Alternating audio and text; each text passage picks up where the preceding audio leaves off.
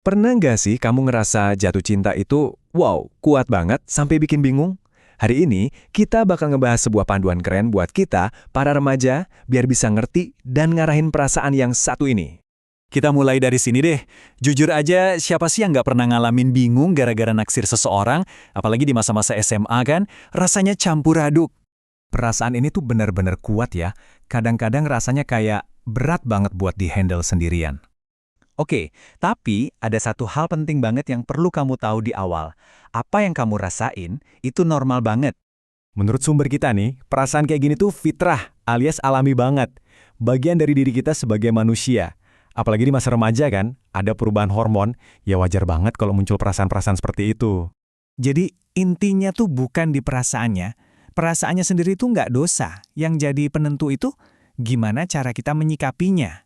Nah, sikap kita inilah yang bisa jadi pahala atau malah jadi masalah. Oke, sekarang yuk kita bedah lebih dalam lagi. Apa sih sebenarnya makna cinta sejati menurut materi yang kita bahas ini?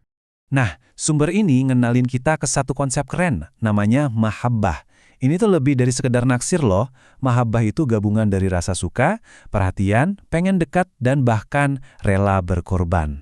Kalau cinta sejati itu bikin kita jadi patuh sama yang kita cintai, muncul pertanyaan penting dong. Siapa yang paling pantas kita kasih cinta tertinggi kita? Dan jawabannya, menurut panduan ini, jelas banget.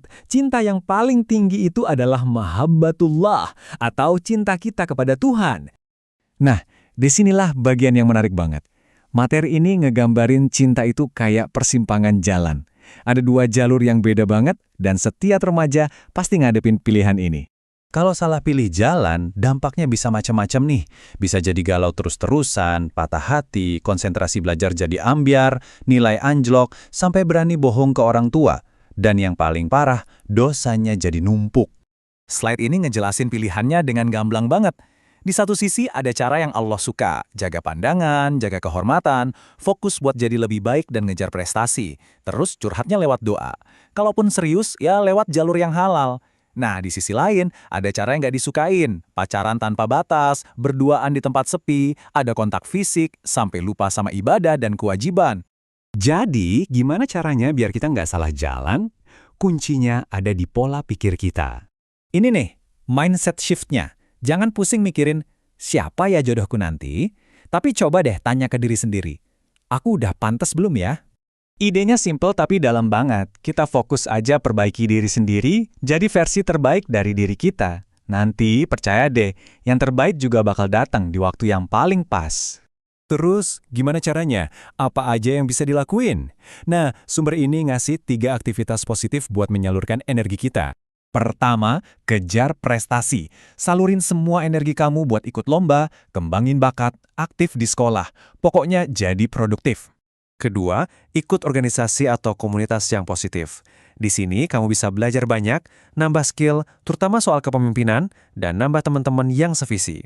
Dan yang ketiga, sibukkan hati dengan hal-hal yang bikin tenang, yang mendekatkan kita sama pencipta. Ini kayak benteng buat hati kita, biar nggak gampang goyah sama godaan yang nggak penting. Oke, kita udah sampai di bagian akhir nih. Sebagai penutup, yuk kita renungkan lagi pesan utamanya. Ini dia kutipan yang ngerangkum semuanya dengan indah. Cinta yang dijaga karena Allah akan berakhir indah di dunia dan surga. Keren banget kan? Dan pembahasan kita kali ini ditutup dengan satu pertanyaan reflektif yang dalam banget. Pertanyaan ini bukan cuma buat hari ini, tapi buat kita bawa terus seumur hidup. Apakah cintaku sudah mendekatkan diri kepada Allah?